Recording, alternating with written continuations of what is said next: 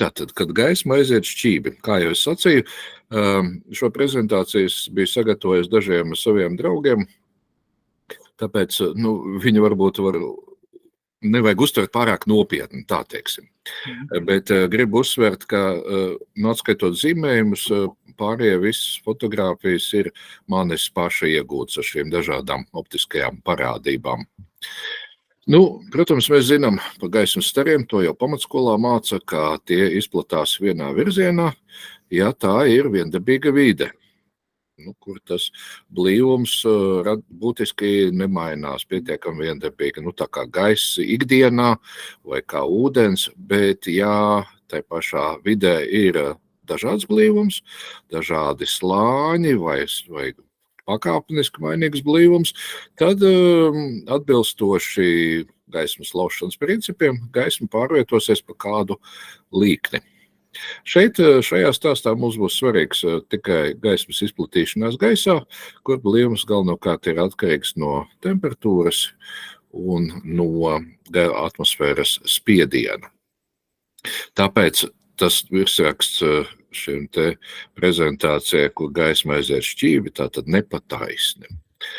Pirmkārt jau, ar ko jārēķinās astronomiem un īpaši astrometriskajos novērojumos ļoti būtiski, ir tas, ka mēs atrodamies šīs te gaisa slāņa apakšā un vērojam zvaigznes cauri tam, un tālāk prom no Zemes tas ir blīvums ir mazāks, attiecīgi arī optiski plānāks tas ir, un tuvāk Zemes virsmai blīvums ir lielāks, tāpēc ir arī dažādi refrakcijas modeļi, kur atmosfēra sadala plakanu paralēlos slāņos, vai plakans, sfēriskos slāņos būtu precīzāk, un tad modelē, kā gaisma pakāpeniski no slāņa pārvietoties, kāda ir tās trajektorija. Un šīs refrakcijas efekts, tātad viņa nebūs tieši virs galvas, zenītā, bet jau tuvāk horizontam, jo efekts ir lielāks, jo gaisma nāk caur lielāku atmosfēras slāņu skaitu un pie kam slīpi, nevis perpendikulāri šiem te nosacītiem slāņiem. Un refrakcija izpaužas tādā veidā, kā tā paceļ objektus uz augšu. Mēs tos redzam pie debesis augstāk nekā tie būtu, ja Zemē atmosfēras nebūtu. Un šis efekts ir gana liels, ar kārtu apmēram pusi loka grāda, ja precīzāk 35 loka minūtes ir tāda normālā refrakcija pie horizonta, tas apmēram atbilst Saules un Mēness redzamajam diametram. Tas nozīmē, ka gan Saule tā kā nosacīti vēlāk noriet nekā tad, ja atmosfēras nebūtu un arī attiecīgi agrāk uzlec. Viņi tiek pacelt augstāk. Tas pats attiecas arī uz Mēnesi, un efekts ir gana liels, un tuvu horizontam precīzi ar teorijas palīdzību izreikināt refrakcijas lielumu ir ļoti grūti, to dara aptuveni. Lielākā augstumā attiecīgā atmosfēras refrakcijas teorija ir pietiekami precīza. Bet tas šobrīd nav galvenais no tāda novērotāja viedokļa stāsts par to, kā tā refrakcija paceļ debesu spīdekļus uz augšu. Un šeit ir piemērs, kur to uzskatām redzēt. Te es esmu fotografējis Venēras rietu kādā vakarā ar ekspozīcijām pēc vienādām laika atstarpēm. Un beigās tur var redzēt, ka tā trajektorija, pa kur pārvietojas Venēra, jūs teiksiet, uz debesu sfēras tur ir jābūt lokiem, nevis taisniem, bet šeit tādā mazā debesu loka fragmentā mēs varam pieņemt, ka viņš ir gandrīz kā taisni, bet ir labi jūtams šis efekts beigās, kā atmosfēra sāka to Venēru celt uz augšu pie horizonta, tad šie te attēli paceļās uz augšu. Vai arī klasisks piemērs Mēnesis un Saules rieti, un to jau astronomijas amatieri labi zina, ka Mēnesis tuvu horizontam, lēktā vai rietā, ir saplacināts disks, un reizēm gadās redzēt dažādas smukbildītes, kas ir taisīts ar Photoshopu, kur mēnesis ir pielikts pie horizonta, bet viņš ir smuki apaiš tāpat kā viņš tas izskatās, kad atrodas krietni lielā augstumā. Photoshop lietotājs nav zinājis šo te refrakcijas efektu. Nu, un šajā attēlā arī var redzēt, mēnesis disks ir pie horizonta, lecot ir šie gadījumā lēkts, ir diezgan saplacināts. Kāpēc? Tāpēc, ka jo tuvāk horizontam, jo refrakcija ir lielāka, un tad pie horizonta runā par diferenciālo refrakciju. Pie paša horizonta viņa lielāka, diska apakšējā malu paceļ vairāk nekā augšējo, kur jau pusgrāda loka augstumā, leģiskā augstumā jau refrakcija ir nedaudz mazāka. Tāpēc rodas šis te olveidīgais saplacinājums. Vēl neskaitot tātad normālo refrakciju, var būt situācijas, kad ir dažādas temperatūras, līdz ar to dažāda blīvuma, gaisa slāņi pie horizonta, īpaši izteikti tie rodas tad, ja ir liela temperatūra starpība starp ūdeni, pareistos daudz ilgstoši esmu šīs lietas novērojis pie jūras, kad ir atšķirīga ūdens un gaisa temperatūra. Tad ir ļoti dažādi anomālās refrakcijas gadījumi, kas var būt ļoti atšķirīgi, kaut arī viņas arī ir zināmā mērā iespējams grupēt tipiskākajos paveidos. Šeit piemēra daži saules rieti, kā saules izskats var mainīties, ka saules disks sadalās divos, izskatās pēc sēnes vai vēl pat gandrīz pēc taisnas stūra. Attēlā augšā pa labi. Tur var redzēt tos dažādos slāņus, kas šos efektus rada. Tas ir priecē acis. Šeit nekādas specifiskākas novērojums es neesmu veicis. Lai gan esmu savu laiku rēķinājis, kāpēc.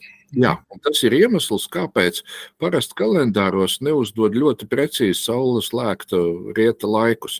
Izreikināt var ar sekundes precizitāti nav nekāda problēma, bet tam nav nozīmes, jo reālais saules lēktu rieta laiks šīs anomālās refrakcijas dēļ var atšķirties pa 2 līdz 3 minūtēm no tā, ko mēs izrēķinātu pēc normālās refrakcijas teorijas. Jā, un lēcot saules lēkta rieta laikam, to rēķinot ir refrakcija jāņem vērā.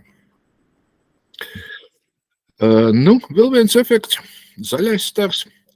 Iespējams, ka daļa no jums to ir redzējusi, ir, protams, šis te ticējums, ka tie cilvēki, kas redzējuši zaļo staru dzīvē, būs ļoti laimīgi. Tad man šķiet, ka diezgan daudzi astronomijas amatieri varētu būt laimīgi cilvēki, vai arī tas ir vispār veids, kā tikt pie laimes. Ja? Protams, ir jāpapūlās. Nav tā, ka katrā saulrietā to varētu redzēt. Ir vajadzīgi šie piemēroti anomālās refrakcijas apstākļi. Kad notiek sekojošais, tā kā gaismas laušana ir atkarīga arī no viļņa garuma, jeb no gaismas krāsas, tad būtībā, kad mēs raugāmies uz sauli pie horizonta, mēs redzam tā kā tādus vairākus krāsu diskus, kas savstarpēji pārklājas.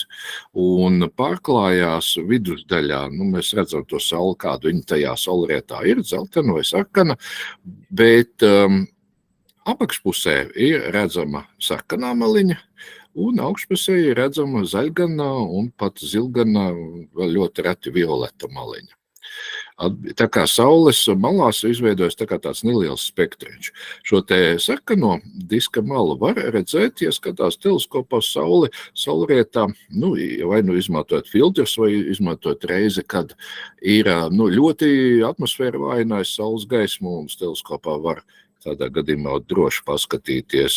Es esmu projicējis tādu sauli uz papīra lapas, bet toreiz man nebija fotoaparāts līdzi, lai nofotografētu, ka ļoti uzskatām bija redzama šī sarkanā maliņa, bet tāds attēls jūs varat atrast internetā. Bet sarkanā maliņa aiziet aiz horizonta, un to mēs varam neievērot, bet šī te zaļā vai zilā maliņa augšpusē, to mana pieredze tāda, ka Latvijas vasarā var novērot kādus 23 mēnešos 20-30 saulrietus, tātad vidēji katra trešā diena vai drusku retāk ir skaidrs laiks.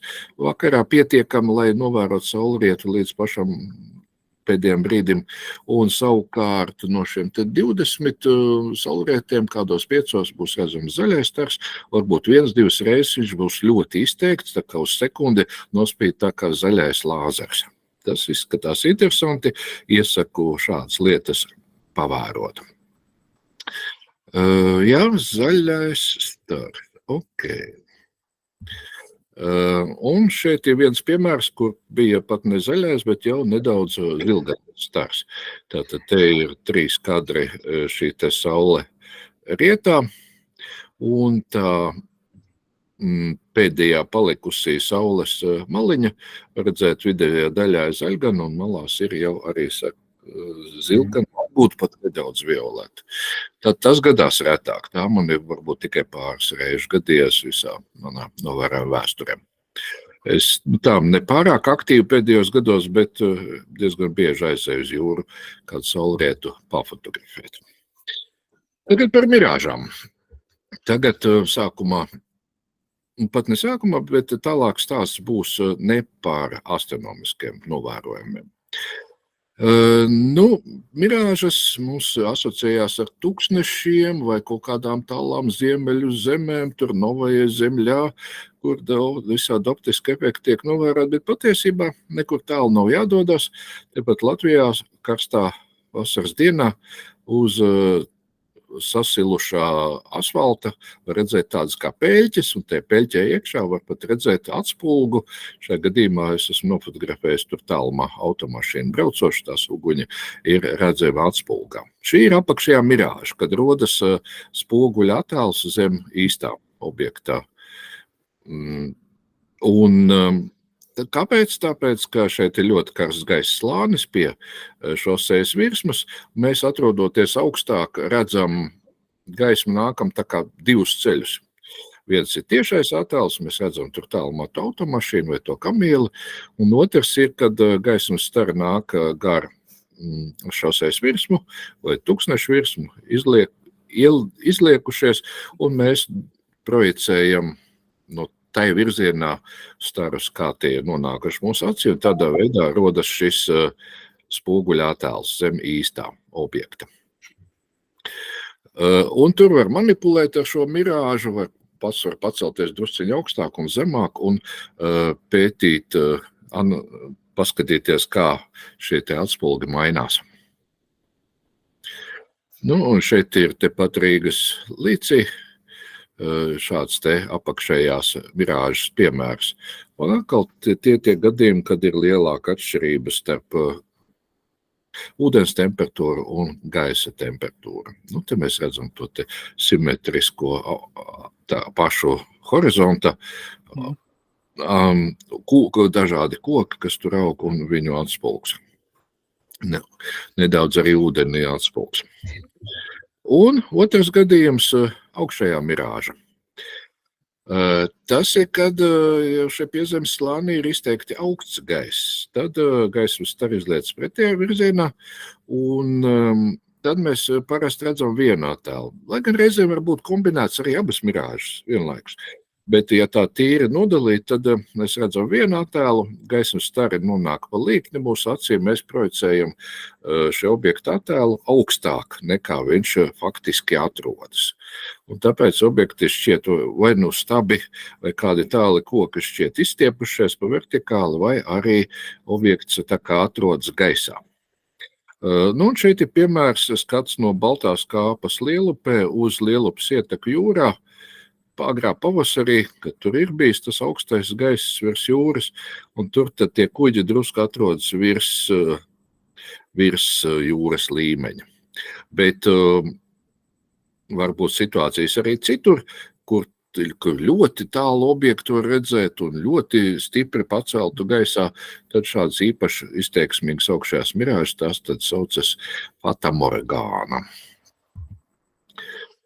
Šeit ir mazāk izteikts augšējās mirāžas piemērs, kādu 20 km attālumā skats no Mellužiem uz Lapmeša ciemu, Ragaciema pusi, kad Tālais mežs ir šādi te izstiepies uz augšu. Un nākamais attēls tad nav no Latvijas, bet no Itālijas jūras šaurums starp Itāliju un Sicīliju. Mesīnas šaurums jau, ja pareizi atceros, un tur vienā brīdī diezgan augstu gaisā bija pacēlēs kuģis, un šis šaurums ir tieši slavens ar savām fatamorgānām. Man arī tur esot gadījās tādu redzēt. Nu, faktiski man stāsts jau arī līdz ar to ir galā, tikai pēdējais jautājums. Tas ir Jordānijā pagājušā gadā, klasiska tūkstneša mirāža. Kāda tipa tā ir? Gaidu jūsu atbildi.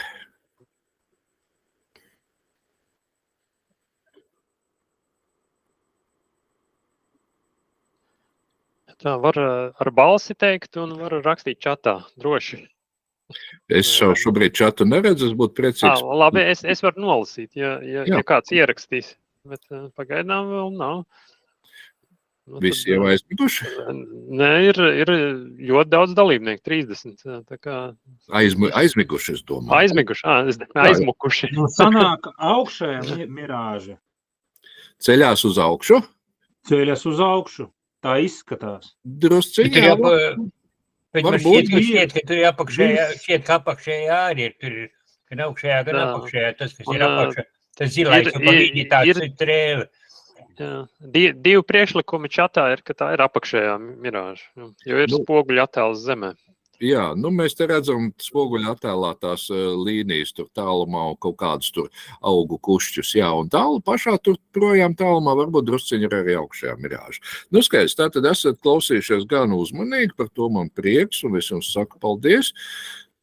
Te vēl viens jociņš, un es ceru uz jūsu jautājumiem, vai arī uz jūsu stāstiem, mednieku stāstiem, bet es reiz redzēju mirāžu tādu un šitādu.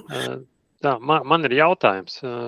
Man tā liekas, es nesadzirdēju tādu precīzu atbildi. Tu minēji, ka kalendārus veidojot izvairās no precīza saulēkta un saulrieta laika, bet tad tas nominālais saulrieta moments, tas skaitās ņemot vērā refrakciju vai? Jā. Ņemot vērā, es pats arī esmu stādījis programmas aprēķināšanai, tad ņem vērā to refrakciju pie horizonta 35 loka minūtes. Tas ir tieši tas tā kā standarts. Ja? Tur nav atkarīgs no tā, vai mēs zinām, ka tā ir ziema, vasara, vai kaut kādus citus tādus pieņēmumus. Cik es zinu, tad lieto šo te standartu vērtību, jo lai precīzāk ir arī formulas, kur ir gaisa temperatūra un spiediens, bet tās tad ir jau jārēķina pēc vietiem meteodatiem. Starp citu, es to savulaik esmu darījis. Esmu ņēmis Mellužu meteodatus un jā, tad, kad es veicu šos te novērojumus, tad es arī mēģināju dabūt šos te vietējos meteodatus, kas bija salīdzinoši tuvu meteostaciju, lai varētu rēķināt, kāda ir šī konkrētā refrakcija tajos novērojuma datumos. Bet tais standarta efemerīda aprēķinos būs tā normālā refrakcija pie horizonta 35 loka minūtes. Labi, paldies. Tā, tagad skatos, tā bija... Jā, Aivis komentē, interesanti, ka zvaigznes mirgo difrakcijas, nevis refrakcijas dēļ. Vai ir kaut kāds komentārs, vai tas vienkārši, varbūt Aivis var ar balsi vēl papildināt? Ko ar to? Zvaigžņu mirgošana ir daļēji refrakcija un daļēji no difrakcija. Tas ir... Tā kā tas ir varbūt visai komplicēts tās detaļās.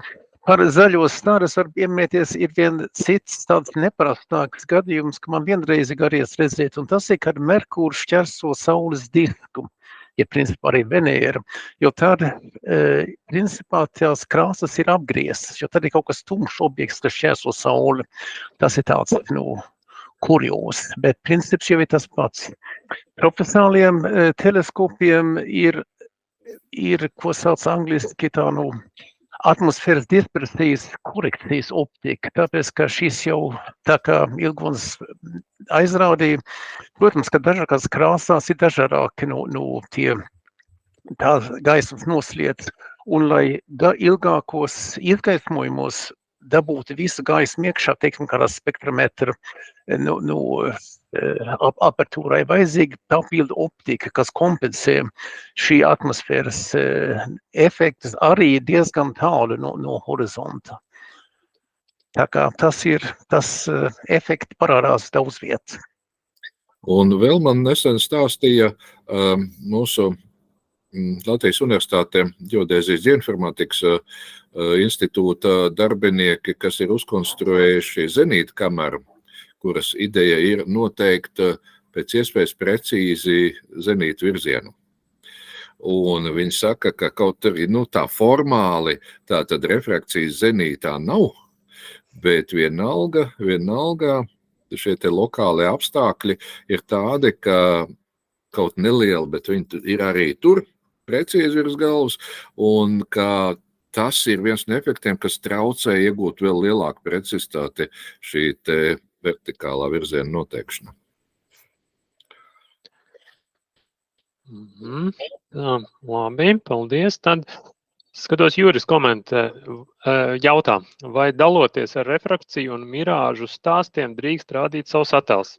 Man atbild ir jā, drīkst.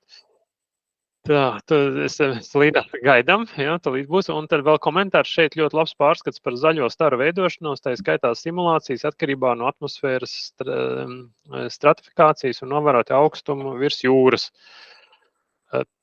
Tā, tur ir saite. Tad ik viens, kuram interesē, var to saiti atvērt, bet tad es saprotu, ka pēc vēl kāda jautājuma, tad Juris arī varēs bišķi pastāstīt, parādīt savus attēlus. Tā, Aivis vēlas kaut ko teikt. Lūdzu, Aivi. Jā, es lasīju zinātnisku rakstu par to, ka tīri refrakcija nevar izskaidrot zvaigznes mirgošanu. Zvaigznes mirgošanu tāpēc, ka debesu spiedeļi jau nemainās tik ļoti, neatšķirās tik ļoti, lai tā būtu gaismas locīšanās. Un tikai viņa veida teorija, ka difrakcija var izskaidrot, kāpēc mirgo zvaigznes. Kā atmosfēras spiedeļs tik ļoti neatšķirās, tik ļoti smalkās vietās tā, lai tāpēc mirgot zvaigznes.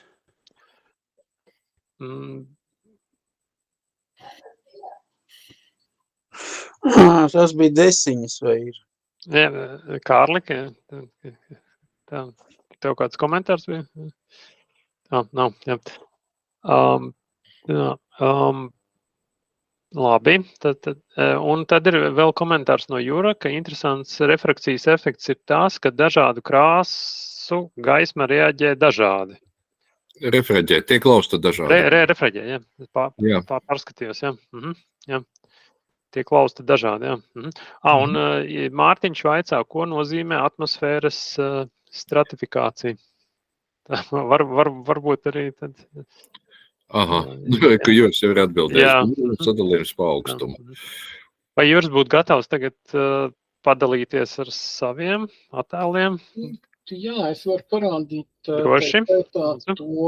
refrakcijas efektu, ka dažādu krāsu gaisma refraģē dažādi. To ļoti interesanti var nofilmēt, ja, piemēram, Venēras, manā gadījumā es parādīšu Venēras sirpi.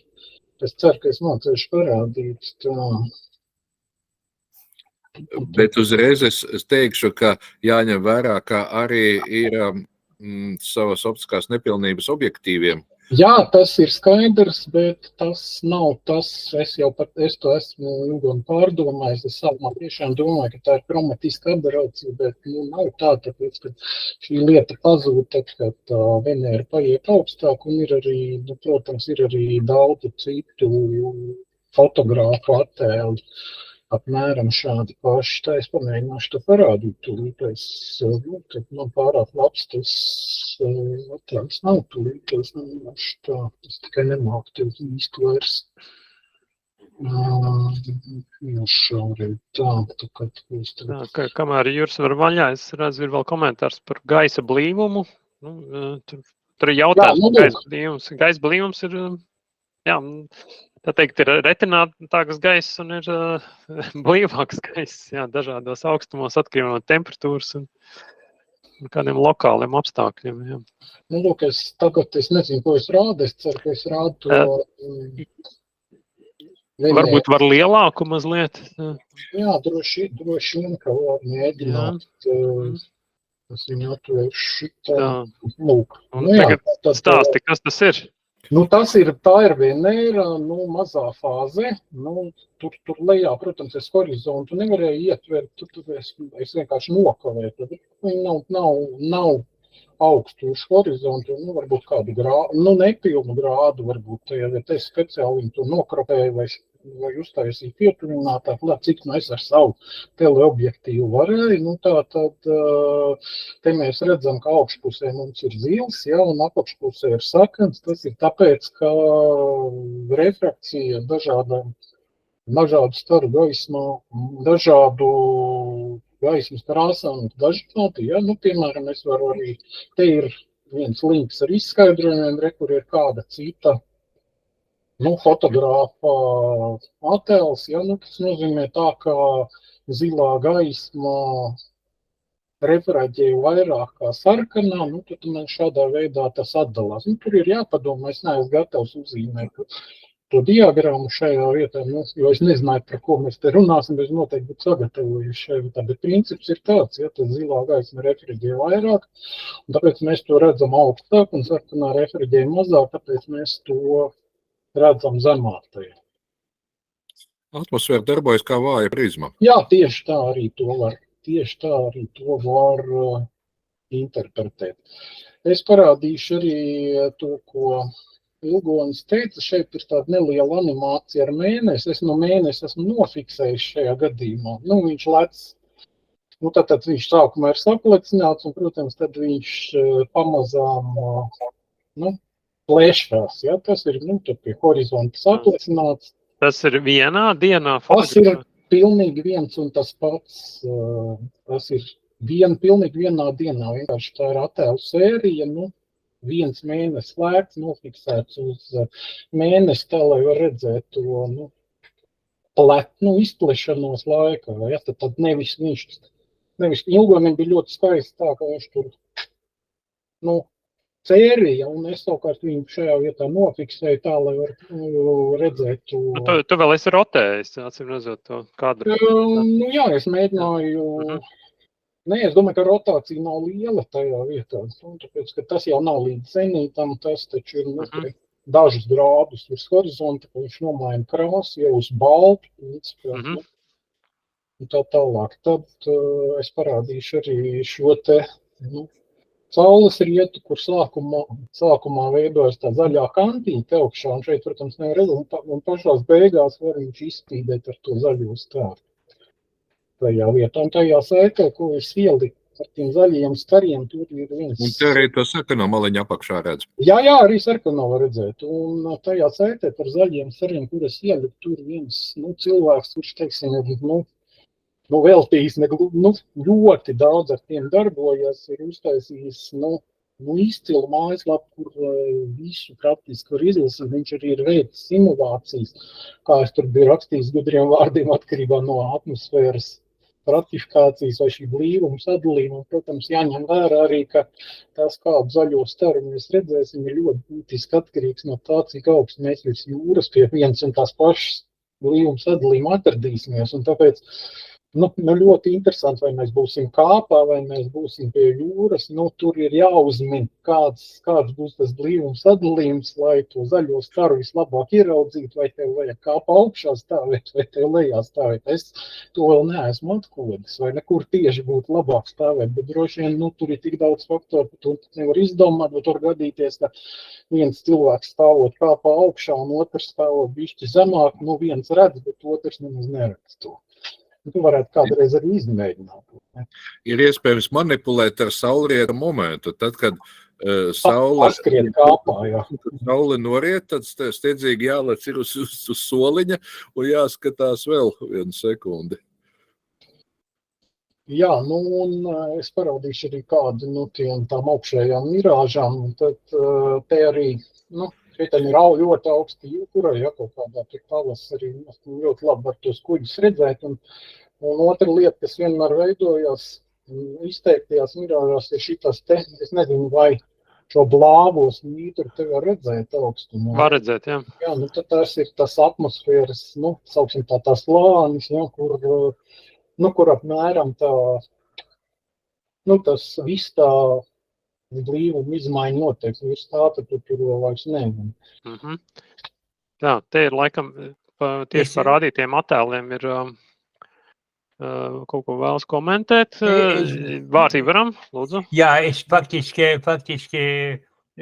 pie zaļā stara es saprotu, ka pie horizonta saules gaisma stipri vājinātu, bet laikam, ka tomēr vajadzētu būt uzmanīgam skatoties ar acīm saulē. Tas ir skaidrs, es mēģinu arī neskatīties saulē. Jā, jo līdz ar to tā zaļā stara ieraudzīšana, tas ir diezgan smalks darbs šī iemesla dēļ. Jo aizliekot priekšā kādu filtru, tad viņi atkal neieraudzīs. Pa vāju būs, jā. Jā, un tad es vēl vien parādīšu, šitas ir līdzīgs tā kā ilgoņtajā Jordānijas gadījumā, protams, izņemot to, ka man nav tās apakšējās mirāžas nedaudz, kas bija te priekšā, bet, protams, tieši tādā veidā, paceļoties uz augšu arī krāsts, smuki šitā ceļās, te, piemēram, ir bākas, kuras dubultojās, un tā tālāk ilgoņs arī rādīja. Tā kā, ļoti interesanti ir. Jautājums, kur ir tā īstā tagad tas īsais priekšmets? Vai tā ir augšējā mirāža no apakšējās vai apakšējā no augšējā objekta? Tā ir augšējā mirāža, kas ir jūra šajā vietā augsta. Tas ir krasts pretī, ja? Tad augšējā iznāk, ja? Te ir mols, šitas ir mols, vienai no ostām, manuprāt, roju, es neatceros. Jā, nebūtu svarīgi, kurš tieši. Jā, un tagad šitais te dubultojās uz augšu, ja, jo šitas ir īstais krasts, un šitais augšā, tas ir tas apgrieztais otrs krasts, tāpat kā kuģu gadījumā. Augšējā mirāža, tas faktiski neiznāk apgriezta.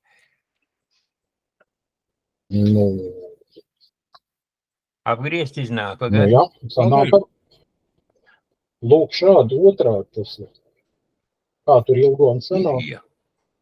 Tur, ka es redzēju to kamielu, ka es redzēju to burlāju, izskatījās, kad nav apgriezt.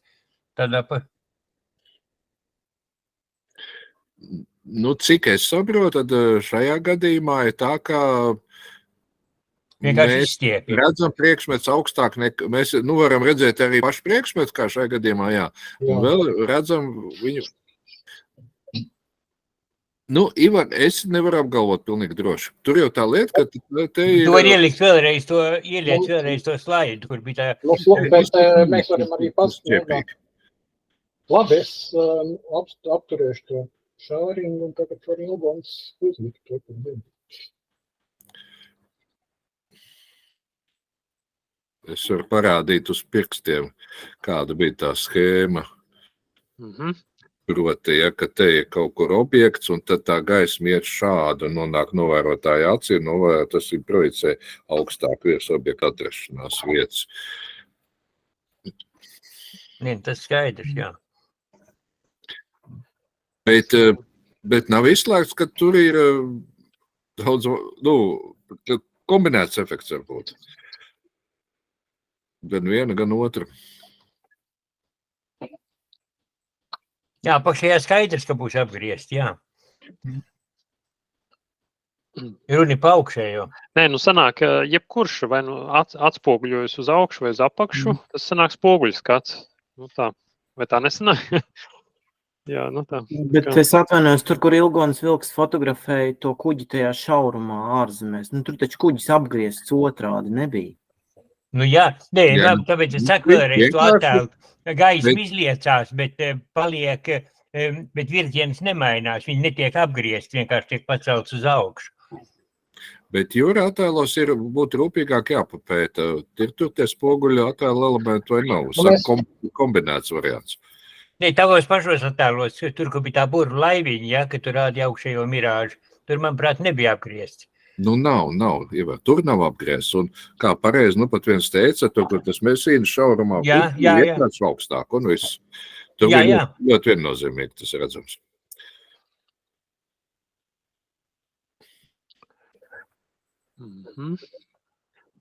Interesanti, jā. Tad faktiski, jā. Tad tur ir dažādi efekti. Tad atsturošanās un izstiepšana. Vēl tā varētu pateikt. Vai kaut kādu daļu izstiepj un paceļ. Nobīda kā veselu bloku. Paceļ uz augšu, acīm redzot. Tā, vēl viens komentārs no Jāņa. Vakarā pēdējā ceturkšņa mēnesi rietot bija tik deformēts, ka pirmajā mirklī pat lāgā nesapratu, kas tas tāds ir. Tā, īpaši tagad ir diezgan tāds arī liels temperatūru kontrasti, tad varētu būt dažādas deformācijas, acīm redzot, tādas interesantas, neregulāras. Tā. Manos attēlojumos ir krietni vairāk nekā tas, ko es šeit parādīju. Te es atlasīju tādus tipiskos gadījumus. Interesanta diskusija un pieredzes apmaiņa. Mums ir, varbūt kādam vēl ir kaut kas tāds uz karstām pēdām velkams ārā, kāds attēls un apspriežams. Piemēram, mēs varam tad uz vietas izdiskutēt, kas tur ir, kas nav. Tā. Labi, laikam, kā es saprotu, Ilgon, vai tas būtu tā kā viss, ja, par...